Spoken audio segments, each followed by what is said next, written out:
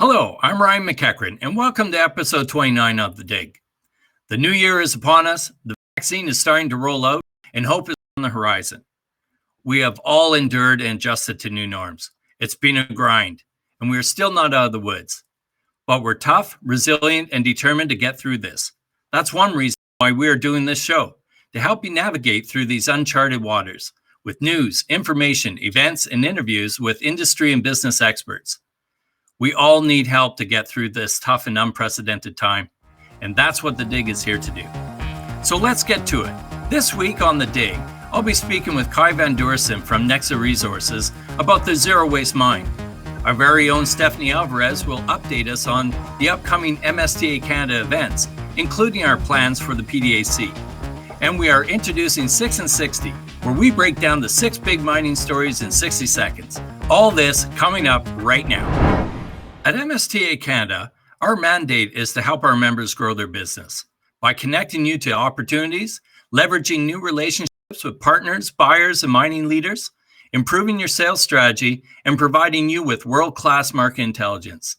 We do this by hosting webinars, guest speakers, B2B meetings, and networking events, which are currently online, but will be in person soon. Here's Stephanie Alvarez with the latest on what you can expect from MSTA Canada. Hi, Steph. Thanks, Ryan. We are all aware that PDAC 2021 is just around the corner. And here is one of the programs MSTA Canada will be running. In collaboration with Global Affairs Canada, MSTA Canada will host the B2B networking platform, which will be the best way to get new business opportunities. This event will allow you to set up online B2B meetings with international delegations and the Trade Commissioner Service from over 40 different countries. The B2B networking platform will run during PDAC on March 8, 9, and 10. You must register to be part of this event, and on February 4th, I will be sending out a registration email to our members. There, you will have all the information on how to register. We will be announcing more PDAC events as they come available. We are accepting new members. If you or anybody you know is interested in becoming members of MSTA Canada, you can contact me at membership@mstacanada.ca. Thanks, Steph. Last fall, as part of our virtual speaker series, I had the pleasure of hosting Caio Van Deursen, Open Innovation Manager from Nexa Resources. Nexa is the 4th largest zinc producer in the world and is on a path of redefining its operations. What does that mean? Let me give you an example. We've heard about zero waste mining. Well, their Paracatu operation is just that. Caio has a passion for what his company is trying to do, being a better and more responsible mining company. And I'm very pleased that we have him on the show. So let's dig in now with Caio. Hi, Caio. It's a real pleasure to have you on The Dig. Yeah, I'm really glad to be here. Thank you for inviting me. Yeah, perfect. So before we get going into a little more depth, can you tell us a little bit about Nexa Resources? Yeah, of course. First of all, I'll invite you to go check on our webpage online, nexareport.com.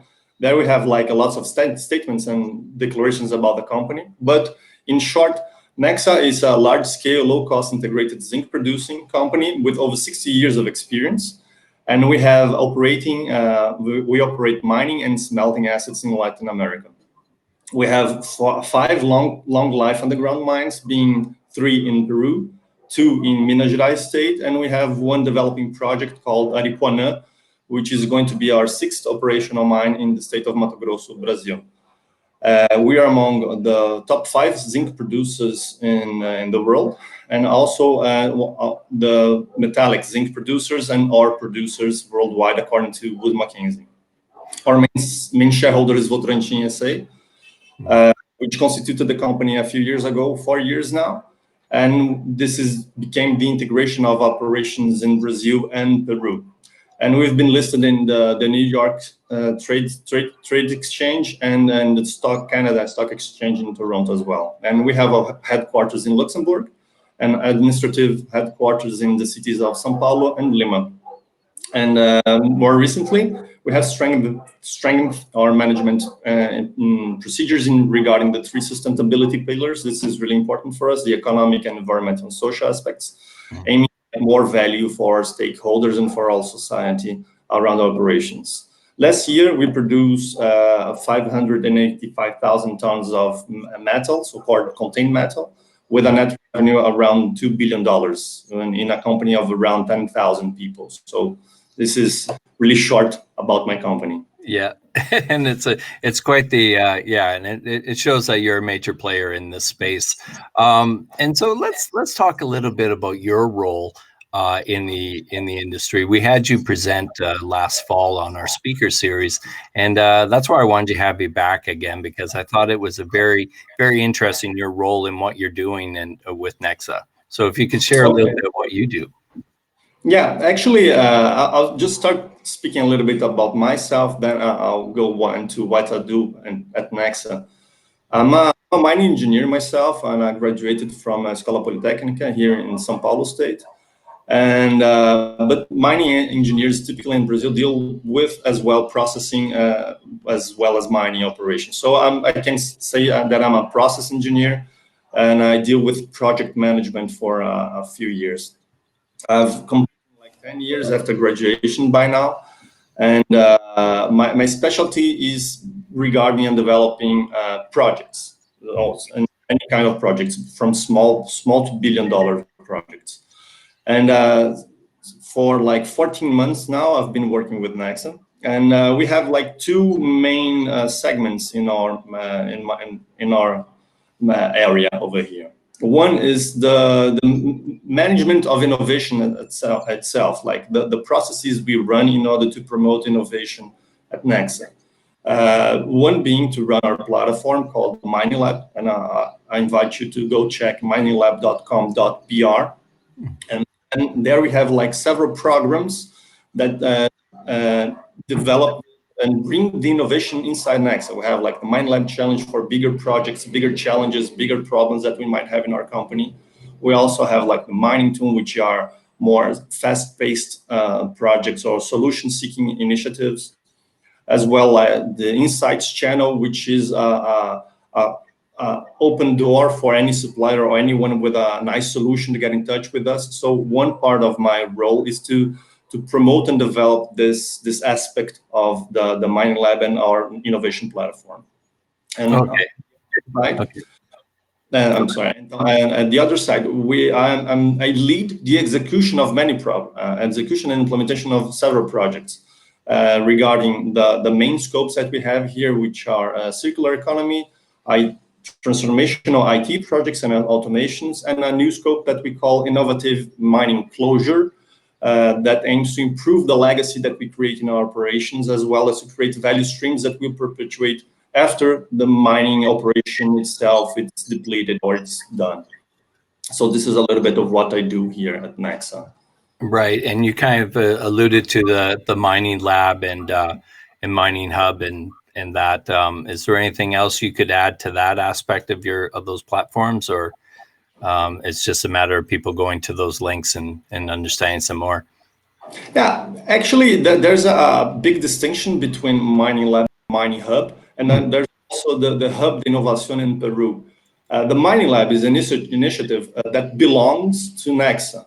So everything that regards Mining Lab is something that has to deal 100% with Nexa and Nexa's issues. But other mining companies in Brazil, they showed interest in having such a similar platform for the sector.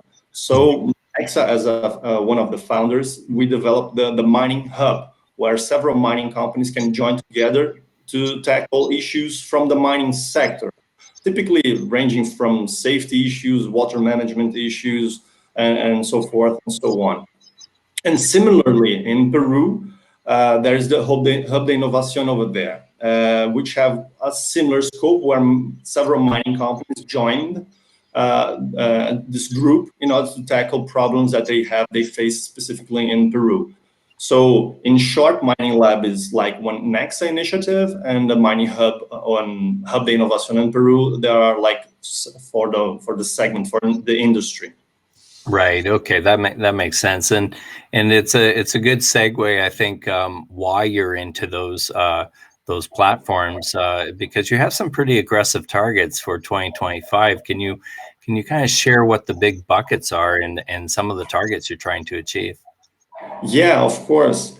Actually, we ended last year revisiting these targets and making them a little bit more aggressive. And this is going to be stated to the market in a few months. But as of now, we have like two main aspects, which are to reduce emissions, the carbon dioxide equivalent emissions, by 5% up to 2025.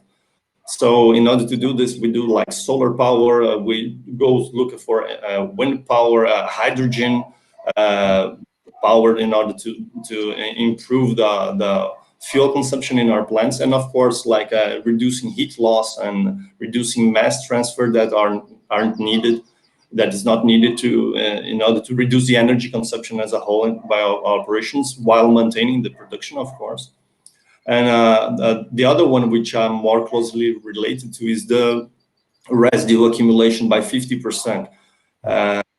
So when we say residue, we mean like anything that's not product. So the idea here is to deal with sterile material from the mining operations, to deal with the tailings from the mining operation, but as well with materials that comes from the smelting operation. So we have like, for instance, jarosite, which is a quite complicated material to deal with, and we are developing processing routes in order to make it into something usable. So this as well is one of our goals for 2025. And of course, one that's in the making is to have long-term plans for closure and legacy creation for all operations that we have and the operations that we are going to have, because we have Aripuanã, as I said, is like in the makings of being operational, but we have a few other projects and research areas that are going to become operational mines in the near future. So we have to open a mine thinking about how it's going to be after it closes, after we dug up everything that was of interest for zinc producing. But what about the legacy? What about the social aspects of it? What about the community? What about the environment? How can we increase the quality of what is left after our interference over there? Right. Excellent. And kind of, I guess you mentioned the residue in it, and it speaks to some of the examples you have in terms of circular economy. And last fall, I was very, very interested in hearing that you actually had a solid example of what, no pun intended, solid example with the circular economy. So could you share that one example that you had, or maybe there are several, but it's tied to residue and tailings, I believe. Yeah, we have a few projects in the making, but we have one mine that's like a statement to the market, which is the Morro Agudo mine, where we don't accumulate any residue or any tailings anymore. On one stream is zinc concentrate, and the other stream is the material that is used to correct the acidity of soils. It's a pH corrector.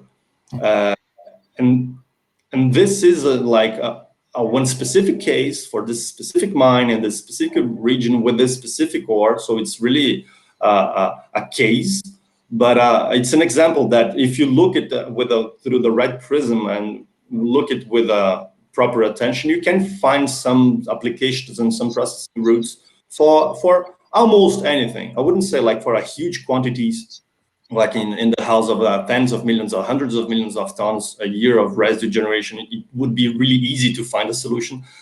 But we are going to find solutions for every single material, every single residue that Nexa produces. One other example that I would like to bring up is what we call the synthetic granite.